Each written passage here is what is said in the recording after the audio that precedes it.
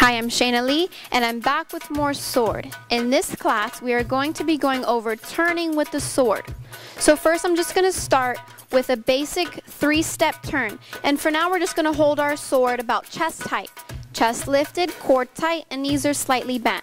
So you're going to look over to your left and take a step with your left, around with your right, around with your left. Now, here's the tricky part. You're going to pivot your feet to where your weight is on your left and your right foot is pointed out, and you want to face a little bit of a diagonal. We're going to look over to our right and do the same thing over to the right. Drop the right foot down, left foot around, right foot around, and again pivoting the feet and pointing. So again, we have 1, 2, 3, and position on 4.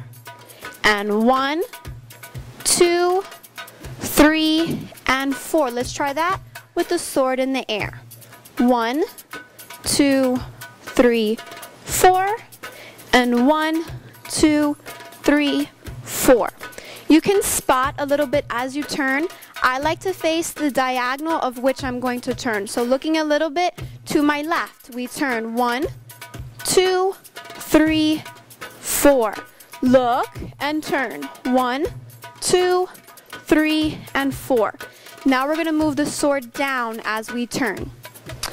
And 1, 2, 3, 4. Bring the sword back up as we turn. 1, 2, 3, 4. Now again, as you're bringing the sword up, drop the fingers down. It looks better this way. Lift the elbows up, and the fingers are the last to come up. So again, down, drop, just make sure you have a nice grip on that sword, and up. Let's try it again. Sword down. 1, 2, 3, 4, and up. 1, 2, 3, and 4. Moving on. That was our 3-step turn. So now we're going to move on to a basic spin. So now we're not going to be going anywhere. We're going to stay right here. So I want you to just take little steps around in a circle. Little steps. And the other way. And now on our tippy toes. So just raise the heels slightly up off the floor again. Sword just staying right here by the chest. Chest slightly lifted and core tight. Turn, little tiptoes around. And other way, little tiptoes around. And that's all we have to do a basic spin.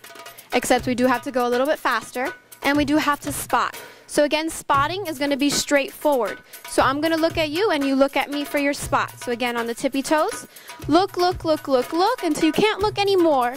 Whip your head around, find your spot, and then finish your turn. Let's do the same side again. Look, look, look, and turn. Look, look, look, and turn. And if you have long hair, you want to aim to have your hair whip around. So that will help you with your spotting, is to think of your hair whipping around. Let's try that on the other side, tippy toes, and turn, look, look, look, look, look. Find your spot, 2 more, and last one. And that's a little bit about spinning and spotting. So now with the sword, we're going to bring the sword up and down, up and down. So the basics again, with the basic spin. Here we go. Let's try 2 turns. And 2 up and downs. Here we go. Tippy toes and spotting. Up, down, and again, up and down. Other side.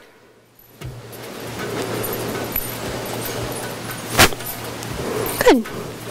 So now, we can do something really cool with the sword, and that's called a barrel turn. So it looks like this. It's really not that hard, but it looks very cool. So what we're going to do, we're going to turn into the tip of the sword. So it doesn't matter which way you have it, but whichever way you do have the tip, that's the direction we will be turning. So I'm going to be turning towards my right. We're going to drop the sword, lean into the handle, lift up the end of the sword as we're turning. Keep turning so now the sword is above our head. Now drop the tip of the sword as we finish that turn.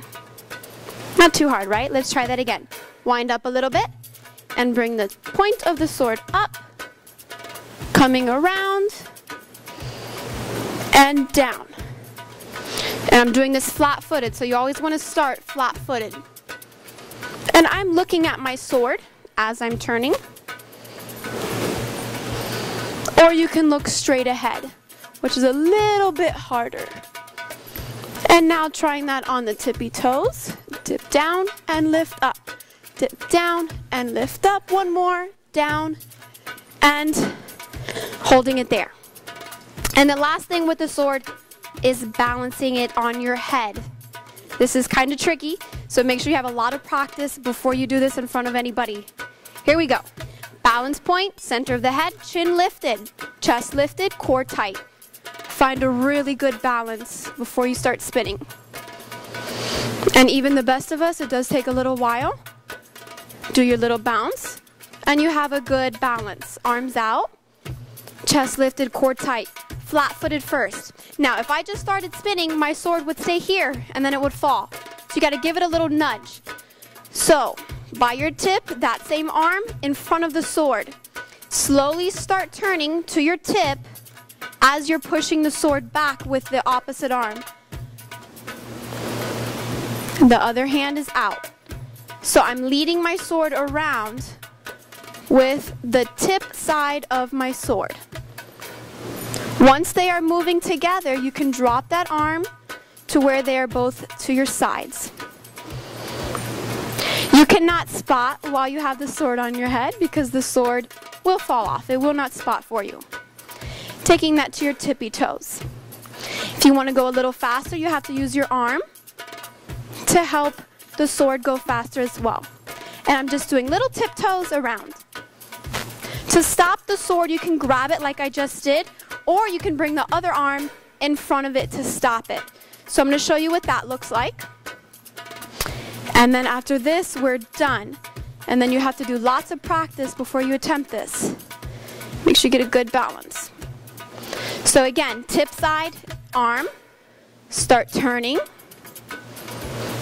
2 turns, and then grab. And then from there, you can go to something really pretty. Don't just grab it and stop.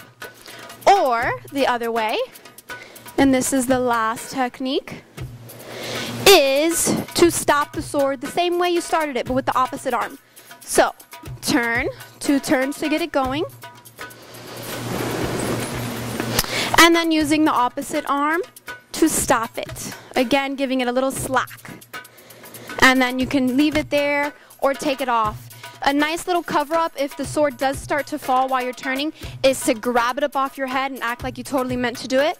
And that's a nice little thing that you might want to do. So you always want to practice things going right and things going wrong with your sword, because things will go wrong occasionally, and you want to have little band-aids to put over those little boo-boos that you do in your sword performance. So again, lots of practice, good luck, and be safe.